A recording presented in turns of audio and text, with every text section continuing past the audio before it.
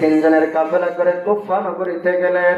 কুফা নগরীতে যাওয়ার পরে কুফার মানুষগুলো ভালোবাসা দিল, মহব্বত করলো, বায়াত গ্রহণ করলো। নামাজ শুরু হলো।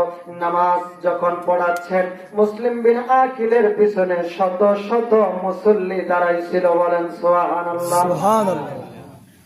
ইয়াজিদ বললেন, ইবনে জিয়াদ, ইবনে জিয়াদ, ও ইবনে জিয়াদ, তুমি তাড়াতাড়ি মুসলিম বিন আকিলকে গ্রেফতার করো, তাকে মারার ব্যবস্থা করো, আর তার কাছ থেকে একটা চিঠি লিখে নাও যে ইমাম হুসাইন, আপনি আর দেরি করবেন না, আপনি তাড়াতাড়ি এই কুফা নগরীতে চলে আসেন। কুফার মানুষগুলো সত্যিকারে আপনারে ভালোবাসে, আসলেও ভালোবাসে। সুবহানাল্লাহ বলেন। সুবহানাল্লাহ। শুধু বিয়াদব ছিল এই ইয়াজিদ, আর তার যে অনুসারী ছিল ইবনে জিয়াদ, এটা বড় মালাউন এবং বিয়াদব ছিল। বলেন নাউযুবিল্লাহ।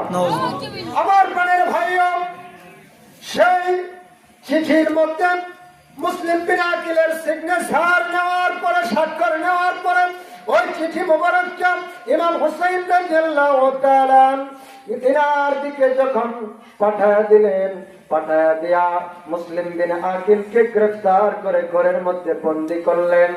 বন্দী কইরা এমন মারধর, তিনাকে এমন আঘাত করতেছিলেন, আঘাত করতে করতে অনেক প্রহর করেছে, অনেক তর্ক বিতর্ক হয়েছে, কিন্তু তিনি বলেছেন না, আমি ইমাম হুসাইনি, ইমাম হুসাইনি, এই বায়াত আমি ভঙ্গ করতে পারবো না, আমার জীবন দিব, কিন্তু আমার ঈমান তোমাদের কাছে দিতে পারবো না। আমার প্রাণের ভাইরা, সেই জায়গার মধ্যে তাকে আঘাত করা হলো। আঘাত করতে করতে তিনি মৃত্যু সজ্জায়।